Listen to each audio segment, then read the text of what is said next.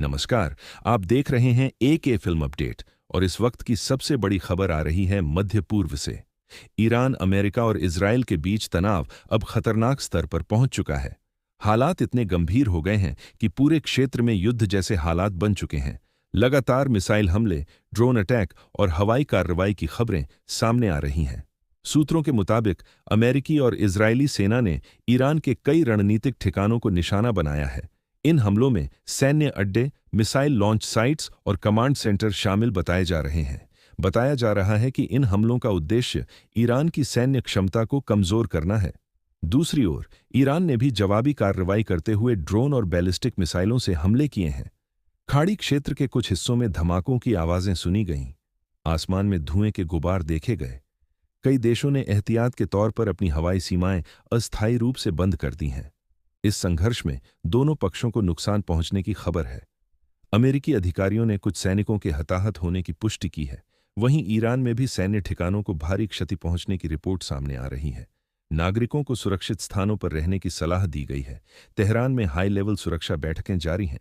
पूरे देश में हाई अलर्ट घोषित किया गया है। सीमाओं पर अतिरिक्त सैनिक तैनात किए गए हैं।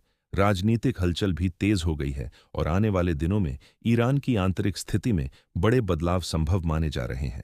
इस पूरे घटनाक्रम का असर अब वैश्विक स्तर पर दिखाई देने लगा है। अंतर्राष्ट्रीय बाजारों में भारी उतार चढ़ाव दर्ज किया गया है।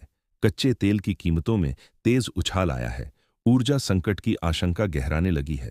सबसे ज्यादा चिंता हॉर्मुज जल मरुमध्य को लेकर जताई जा रही है, जो दुनिया के तेल व्यापार का प्रमुख मार्ग है। अगर यहां स्थिति और बिगड़ती है तो इसका असर पूरी दुनिया की अर्थव्यवस्था पर पड़ सकता है।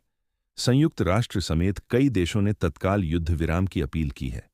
अमेरिका ने अपनी कार्रवाई को सीमित और रणनीतिक बताया है, जबकि ईरान ने साफ कहा है कि वह हर हमले का कड़ा जवाब देगा।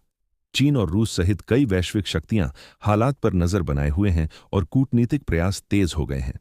सिर्फ जमीनी और हवाई हमले ही नहीं, साइबर मोर्चे पर भी जंग जारी है। कई सरकारी वेबसाइटों और संचार नेटवर्क पर साइबर हमलों की खबरें सामने आई हैं। इंटरनेट सेवाएं प्रभावित होने की भी रिपोर्ट है। विशेषज्ञों के मुताबिक आने वाले दिन बेहद निर्णायक होंगे।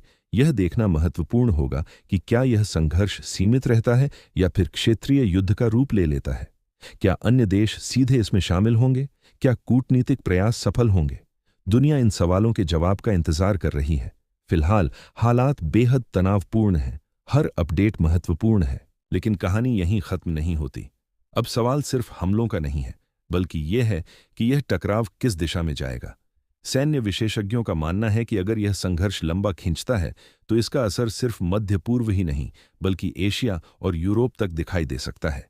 ईरान की रणनीति पर नजर डालें तो साफ है कि वह सीधे टकराव के साथ साथ प्रॉक्सी नेटवर्क और क्षेत्रीय सहयोगियों के जरिए भी दबाव बनाने की कोशिश कर सकता है।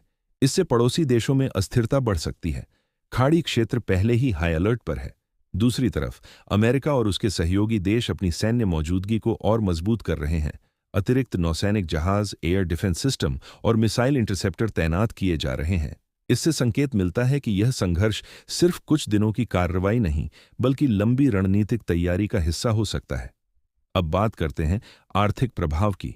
अगर तनाव लगातार बढ़ता है तो कच्चे तेल की कीमतें रिकॉर्ड स्तर तक पहुंच सकती हैं।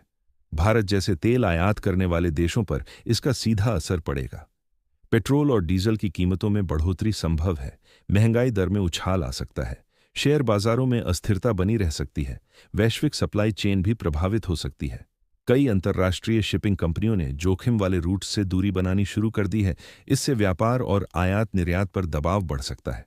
अब कूटनीतिक मोर्चे पर नजर डालें तो संयुक्त राष्ट्र सुरक्षा परिषद की आपात बैठक की मांग उठी है। कई देश मध्यस्थता की भूमिका निभाने की कोशिश कर रहे हैं, लेकिन दोनों पक्षों के बयानों से साफ है कि फिलहाल कोई भी पीछे हटने के मूड में नहीं है। ईरान का कहना है कि वह अपनी संप्रभुता की रक्षा करेगा। वहीं अमेरिका और उसके सहयोगी देशों का कहना है कि क्षेत्रीय सुरक्षा को खतरे में नहीं डाला जा सकता। साइबर जंग भी अब खुलकर सामने आ रही है। वित्तीय संस्थानों, ऊर्जा ग्रिड और सरकारी नेटवर्क पर संभावित साइबर हमलों की चेतावनी जारी की गई है। विशेषज्ञों का कहना है कि आने वाले दिनों में डिजिटल इंफ्रास्ट्रक्चर भी निशाने पर हो सकता है। सबसे बड़ा सवाल यह है, क्या यह संघर्ष नियंत्रित रहेगा या फिर क्षेत्रीय युद्ध में बदल जाएगा? अगर हॉर्मुज जलड़ मरुमध्य में आवाजाही बाधित होती है तो दुनिया भर में ईंधन संकट गहरा सकता है। अगर अन्य क्षेत्रीय ताकतें खुलकर मैदान में उतरती हैं तो हालात और जटिल हो सकते हैं। भारत सहित कई देशों ने अपने नागरिकों के लिए एडवाइजरी जारी कर दी है। दूतावास स्थिति पर नजर बनाए हुए हैं। संभावित निकासी योजनाओं पर भी विचार किया जा रहा है। फिलहाल तस्वीर साफ नहीं है, लेकिन संकेत गंभीर हैं। हर बीतता घंटा हालात को नई दिशा दे सकता है। आप बने रहिए एके फिल्म अपडेट के साथ। हम आपको हर अपडेट, हर विश्लेषण और हर बड़ी जानकारी सबसे पहले और विस्तार से पहुंचाते रहेंगे। मैं हूं आपका होस्ट। नमस्कार।